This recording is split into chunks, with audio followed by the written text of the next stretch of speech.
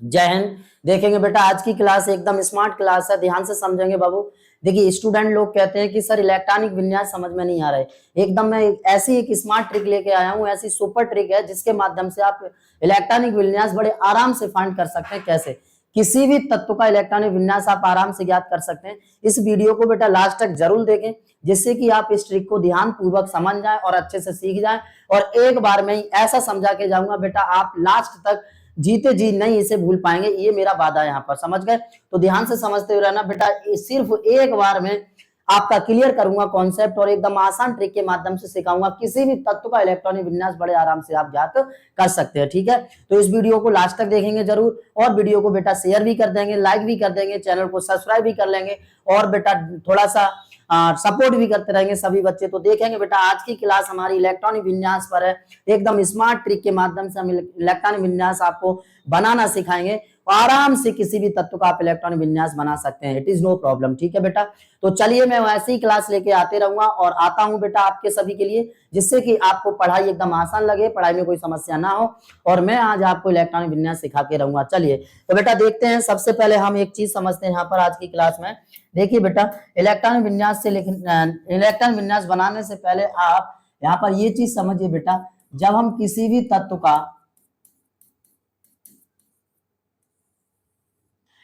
तत्व का इलेक्ट्रॉनिक विन्यास बनाते हैं, तो बस आपको एक चीज माइंड में रखना है बेटा। वो क्या है? आप जानते हैं बेटा कि कोई तत्व होता है, उस तत्व में उपकोष पाए जाते हैं, और जो उपकोष होते हैं बेटा, उन उपकोष को हम S, P, और S, P, D, F नाम से जानते हैं। आप सभी बच्चे जानते हैं आराम से। ठीक है, ये सिंपल है, ऑल स्टूडेंट समझ रहे होंगे बेटा। जो उपकोष होते हैं वो हमारे कौन से होते हैं? S, P, D, F, यानी 4 उपकोष होते हैं। सबसे पहला S, P, D और F। S में कितना इलेक्ट्रॉन पॉसिबल है? तो बेटा 2। P में कितना पॉसिबल है? तो 6। और D में कितना पॉसिबल है? तो बेटा 10। और F में कितना पॉसिबल है? तो 14। इतनी बात समझ रहे हैं सभी स्टूडेंट? ओके, कोई दिक्कत है यहां तक? तो देखिए ये हमारी एक छोटी सी टेबल बन जाती है, और इस टेबल को माइंड में आपको रखना है बेटा। बस इसी के माध्यम से हम यहाँ पर किसी भी तत्व का इलेक्ट्रॉनिक विन्यास लिखने की ट्रिक बनाते हैं। देखिए कैसे। तो अब मैं एक यहाँ से सुपर ट्रिक बना रहा हूं बेटा, किसी भी तत्व का इलेक्ट्रॉनिक विन्यास लिखने के लिए। तो ध्यान से समझेंगे। ये जो आप S देख रहे हैं ना माय डियर, इस S को 2 बार लिख लेंगे भाई। कितनी बार लिख लेंगे? 2 बार। एक बार S और फिर एक बार S। ये जो P देख रहे हैं बेटा, S को 2 बार लिखा, ऐसे ही P पर आएंगे, PS फिर PS, मतलब P से उल्टा चलेंगे इधर को। तो देखिए PS और फिर बेटा एक बार और PS। समझ में आ रहा है सब बच्चों को? ऐसे ही बेटा अब आएंगे D पर, तो DPS, DPS, फिर आएंगे बेटा DPS, DPS।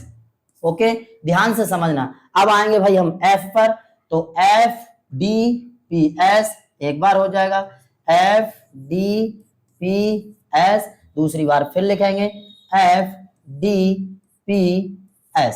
मतलब क्या हुआ?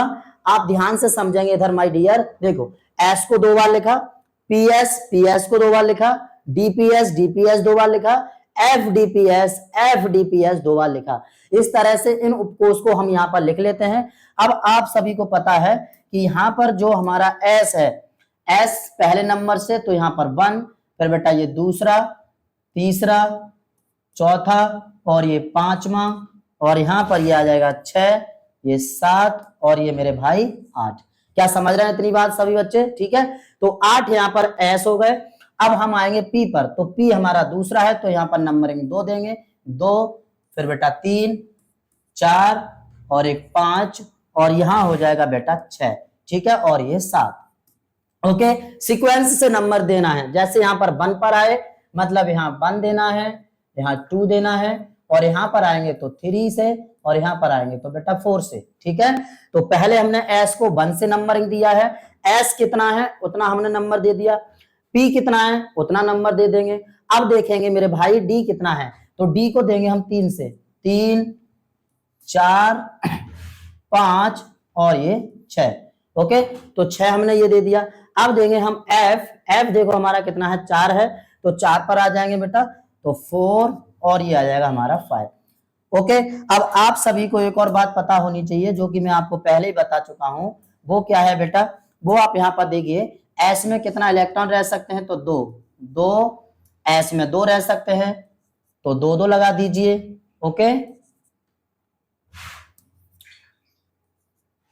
ठीक है। और बेटा यहां पर देखिए पी में कितना रह सकता है, तो पी में 6 इलेक्ट्रॉन, तो 6 6 6, और यहां पर भी 6, यहां पर भी बेटा 6, और यहां पर भी 6। ओके, जहां जहां पी है वहां वहां आप 6 लगा दीजिए, क्योंकि पी उपकोष में 6 इलेक्ट्रॉन पॉसिबल है, 6 इलेक्ट्रॉन रह सकते हैं। अब आगे देखो बेटा डी, तो डी में कितना इलेक्ट्रॉन रह सकते हैं, 10, तो 10, यहां पर भी 10, और यहां पर भी 10, आगे यहां पर भी 10, ठीक है। आगे एफ, एफ में कितना इलेक्ट्रॉन रह सकते हैं, तो एफ में रह सकते हैं बेटा 14, 14, और यहां पर भी 14। एनी प्रॉब्लम यहां तक आराम से आप समझ गए होंगे।